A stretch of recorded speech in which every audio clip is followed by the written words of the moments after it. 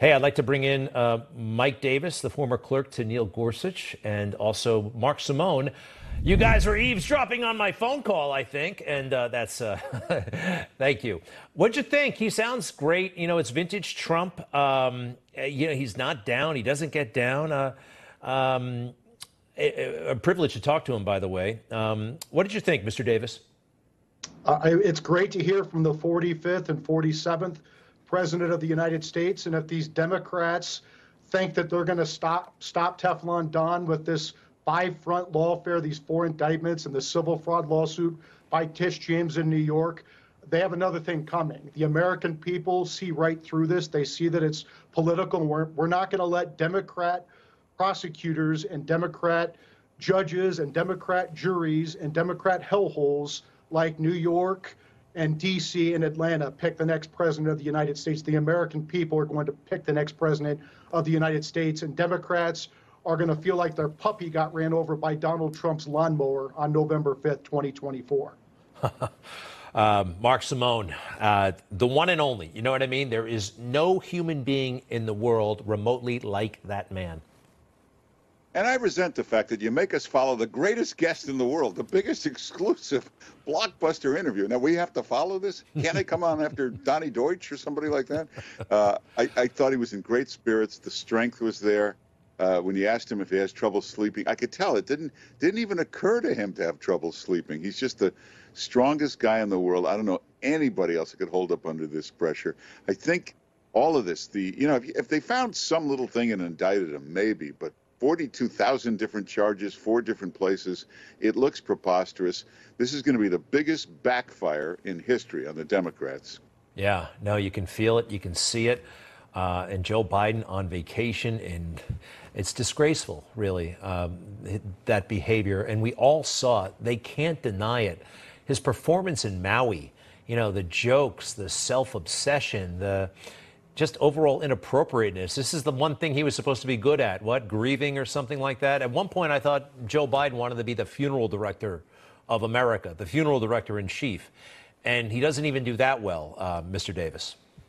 Yeah, I mean, I saw President Biden tweeting out while President Trump is being booked with this lawless indictment by Fulton County DA Fani Willis. President Biden tweets out a fundraising tweet during that time. And it just shows you that this is driven by President Biden. This is Democrat lawfare. It's Democrat election interference because they fear that Trump is going to beat Biden like a drum on November 5th, 2024. And it is time for House Republicans and these Republican AGs, the Georgia Republicans. It's time to take off the gloves politically and legally and fight back here, because this has gone on. This lawfare has gone on for a year since the Mar-a-Lago raid.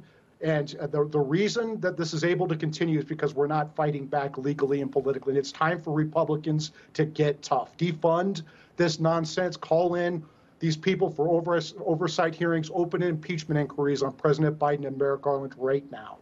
I'm still the mugshot, if we can put that back up.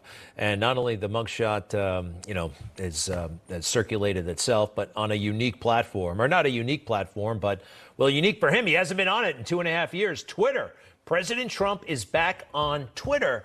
It's interesting. I wonder if he's going to continue to truth. I'm sure he will. I think he's, part owner or something in Truth, and there may have been, I don't know, a conflict of interest at some point, or something had to be worked out. But Mark Simone's back on Twitter. Does it mean anything? What do you make of it?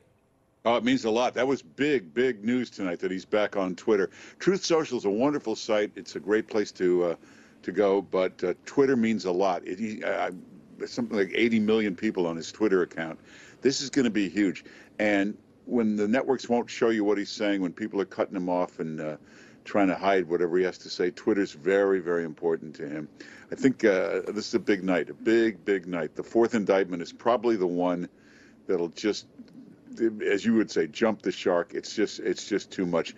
Joe Biden, I think, is not going to be the candidate.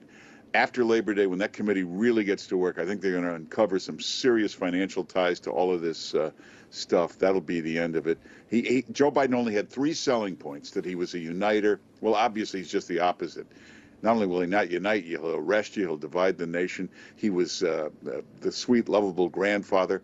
that's gone. He wouldn't even acknowledge the seventh grandchild, Yeah. and that he was a man of empathy. We saw him dozing off at Maui. He's not a man of empathy. It's crazy. And actually, Mike, I do want to run this by you. Chuck Schumer. You know, who's the criminal? Mr. Trump, peaceful and patriotic, or this guy, Chuck Schumer? Well, listen to what he said about your former boss. I want to tell you, Kavanaugh, you have released the whirlwind, and you will pay the price. You won't know what hit you. I don't know if you heard the first part. He actually said Gorsuch, and you used to work for, I mean, how do you feel about that? As somebody who was in the office with Gorsuch, that seems to be a violation of the law. If you don't mind, briefly, please, because we got to wrap up.